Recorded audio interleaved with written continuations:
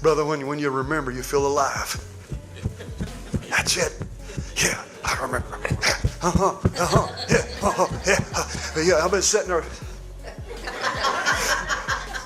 It was supposed to be just another Sunday morning service at Household of Faith Church in Benton, Arkansas. The congregation settled in, expecting Pastor Bob Joyce to deliver his usual heartfelt sermon about faith and redemption. But what happened next will go down as one of the most shocking moments in music history. Bob Joyce, now 89 years old, stepped up to the pulpit with something different in his eyes. Not the usual gentle warmth his congregation had come to love. This was raw. This was pain. This was a man who had carried a secret so heavy it was literally killing him. His voice started to shake as he gripped the sides of the podium. "I need to tell you something," he said, his words cutting through the church like a knife. "Something I should have said a long time ago." The congregation leaned forward. Something was wrong. This wasn't their pastor's usual cadence. This wasn't rehearsed. This was a man on the edge of breaking. "For over 40 years, I've lived with a burden that's eaten me alive," Bob continued, his voice cracking with emotion. "I've prayed about it. I've wrestled with it. I've asked God to show me the right path. And today I can't carry it anymore." He paused, tears streaming down his weathered face.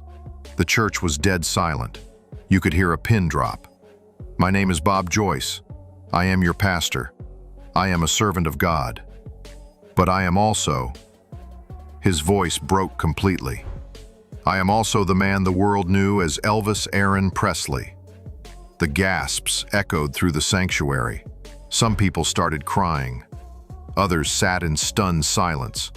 A few got up and walked out, unable to process what they'd just heard. But Bob wasn't finished. The floodgates had opened, and decades of pain came pouring out. "I didn't fake my death for fame. I didn't do it for money. I did it because I had to. Because staying Elvis Presley meant dying for real, and I wasn't ready to leave this world.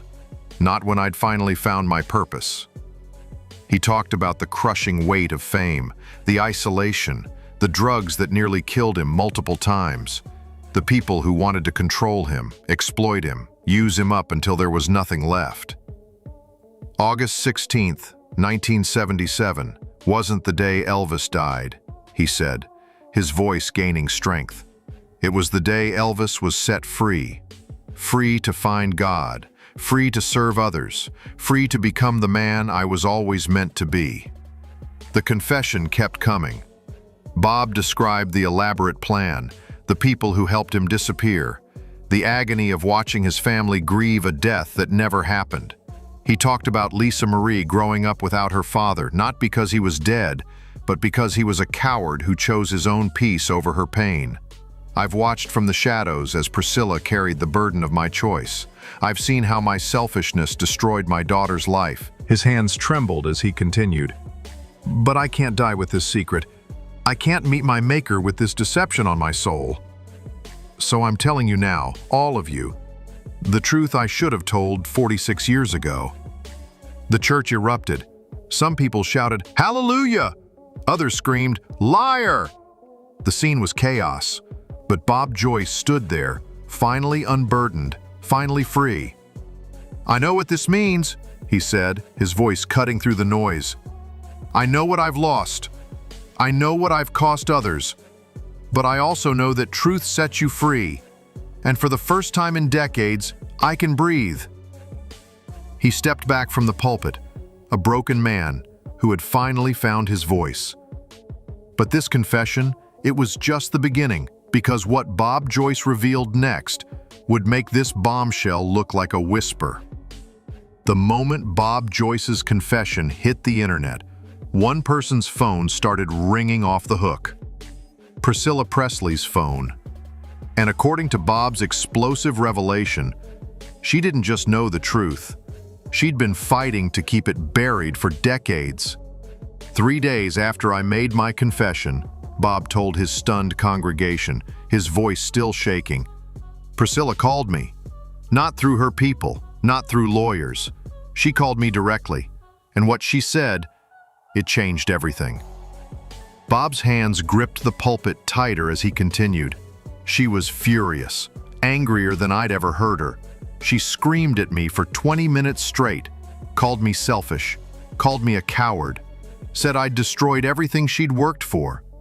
But here's what nobody knew. This wasn't their first conversation, not even close. Priscilla has known the truth for years, Bob confessed, his voice dropping to almost a whisper. She's known since 1982. She found me, she tracked me down, and she made me promise to never, ever tell anyone who I really was. The church erupted again, but Bob pushed through the noise. She told me that Lisa Marie was finally healing, that the Presley name meant something, that revealing the truth would destroy not just her life, but our daughter's life. And like a fool, I believed her. But the phone call 3 days ago? That was different.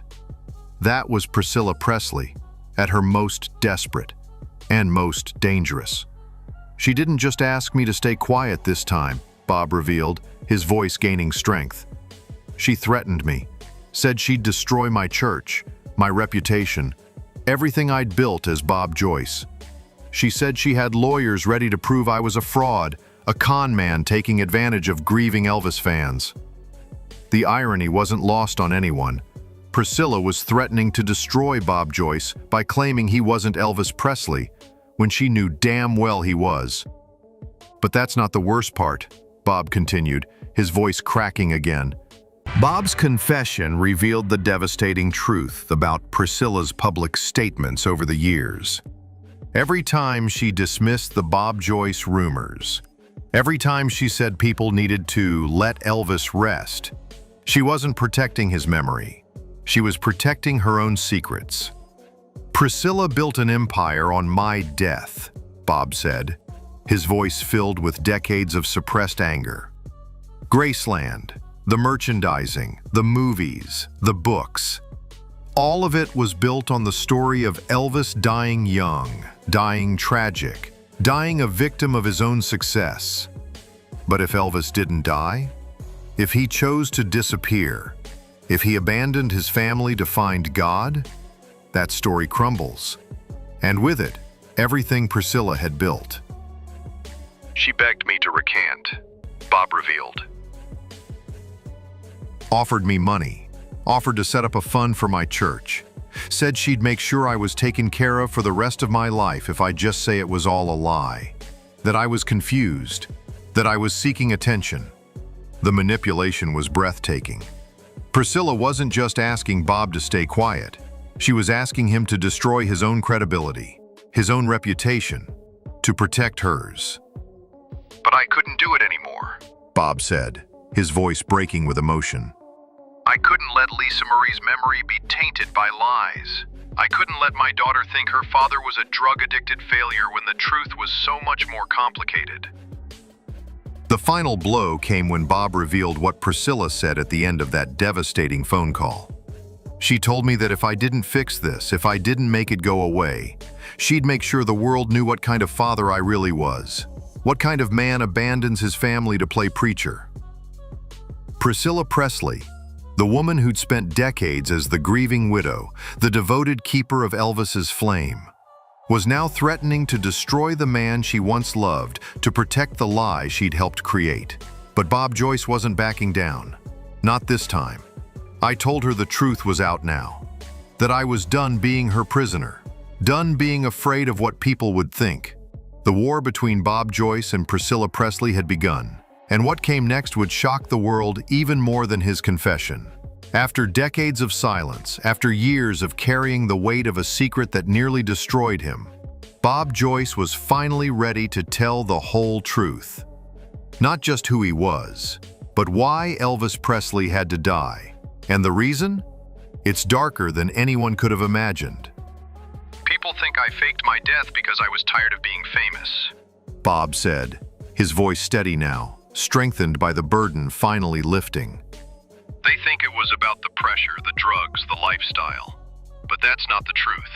The truth is I was going to be killed, for real this time. The church fell silent again. This wasn't about escaping fame anymore. This was about escaping death. By 1977, I owed the wrong people too much money, Bob continued, his hands gripping the pulpit. Not just gambling debts, not just the colonel's schemes. I'm talking about dangerous people. People who didn't care if I was the king of rock and roll. They cared about the millions of dollars I couldn't pay back. Bob's confession revealed a side of Elvis's final years that nobody knew.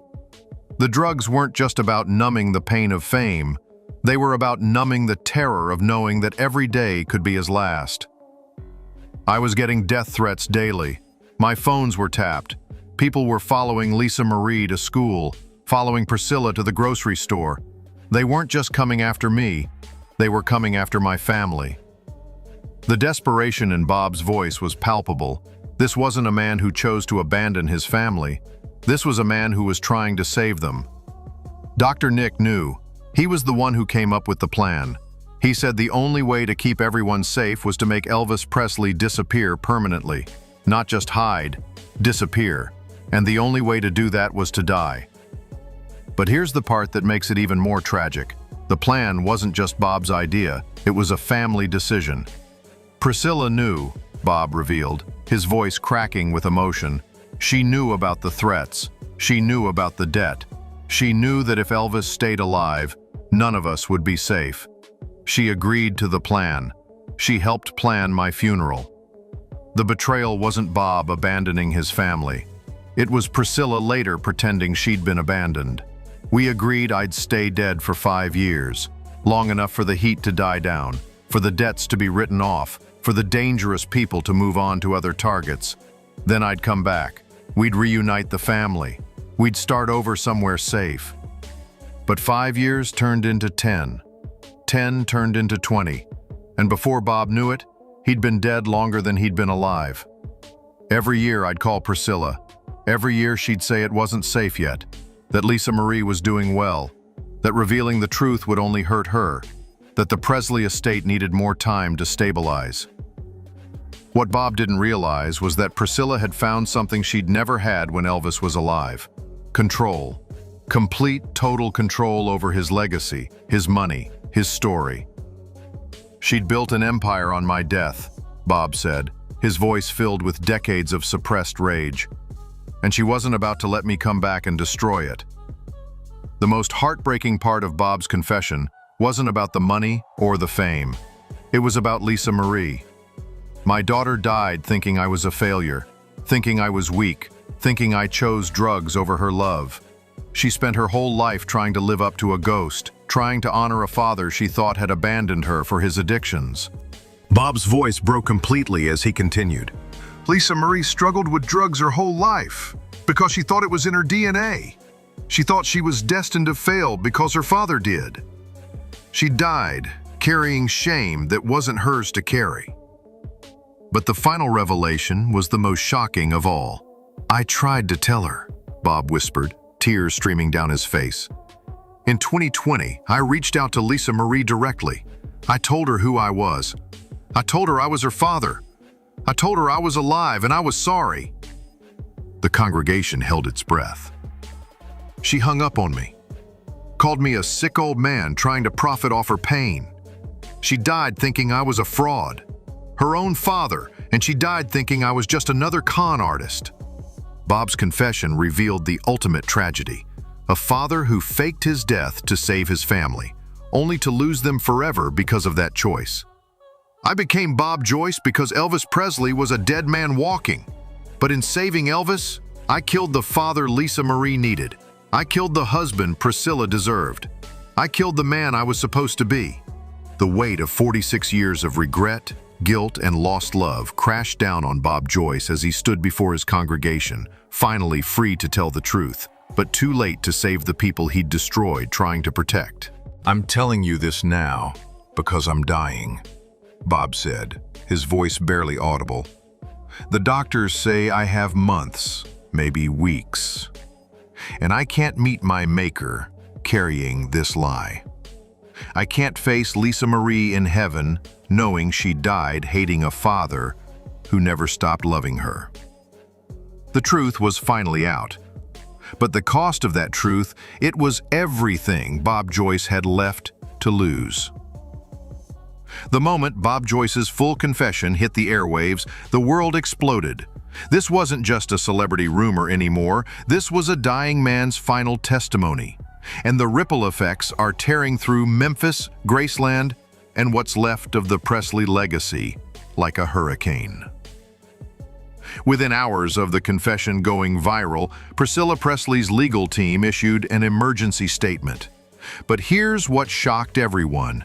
They didn't deny Bob's claims. Instead, they threatened him with defamation lawsuits, demanded he retract his statements, and warned that further revelations would result in severe legal consequences. Why would you threaten someone for lying unless they were telling the truth? The Presley estate went into full damage control mode. Trading was suspended on Elvis-related merchandise. Tours of Graceland were temporarily halted. Licensing deals worth millions of dollars were suddenly in jeopardy. Because if Elvis didn't die in 1977, if he chose to abandon his family, then the entire foundation of the Presley empire crumbles. But the fans? The fans are divided like never before. Half of them feel vindicated. They've spent decades believing Elvis was still alive, and now they have confirmation from the man himself. They're flooding Bob Joyce's church, camping outside, holding vigils, singing Elvis songs through the night. For them, this isn't betrayal, it's resurrection. The other half feel destroyed. They've mourned Elvis for 46 years. They visited his grave, bought his records, kept his memory alive, and now they're being told it was all based on a lie? That their grief was manufactured? That they've been played for fools by the very people they trusted to honor his legacy? Social media is a war zone. #Elvis lied is trending alongside #Elvis lives. Graceland's social media accounts are flooded with angry comments demanding answers. Priscilla Presley's Instagram has been shut down after receiving thousands of messages calling her a fraud, a liar, a manipulator who built her fortune on deception. But the most heartbreaking response? It's coming from Lisa Marie's friends and family. They're revealing that Lisa Marie had confided in them about the strange phone call in 2020, about an old man claiming to be her father, about how it had sent her into a spiral of depression and drug use because part of her wondered if it could be true. Lisa Marie died questioning everything, one close friend revealed. She spent her last years wondering if her father had really abandoned her, if he was out there somewhere, watching her struggle and choosing not to help. The guilt is eating Bob Joyce alive, but he's not backing down. In a follow-up statement from his hospital bed, because yes, the 89-year-old man is now hospitalized from the stress of his confession, Bob issued a final plea. I know I've destroyed lives. I know I've shattered dreams. I know I've broken hearts that were already broken. But I couldn't die with this lie on my soul. I couldn't face my daughter in heaven knowing she thought I was weak, when the truth was, I was just afraid. He's asking for forgiveness, not just from his fans, but from his family, from Priscilla, despite their war, from Lisa Marie's memory, from everyone whose life was built around the myth he helped create. But forgiveness might be the one thing Bob Joyce can't find. Because how do you forgive someone for stealing 46 years of truth? How do you forgive someone for letting you grieve a lie? The legal battles are just beginning. The emotional fallout will last generations. And Bob Joyce? He's running out of time to make things right. But he's done something that nobody expected. He's given the world a choice. You can keep believing the beautiful lie, that Elvis died young, tragic, and legendary. Or you can accept the ugly truth, that he lived long, cowardly, and broken. The question is, which story can you live with? Because now that the truth is out, there's no going back. For anyone. This story is still unfolding. What do you think about Bob Joyce's shocking confession? Are you Team Bob or Team Priscilla? Drop your thoughts below, and if you want the full breakdown of Lisa Marie's final recordings about her father, smash that subscribe button because that video drops tomorrow.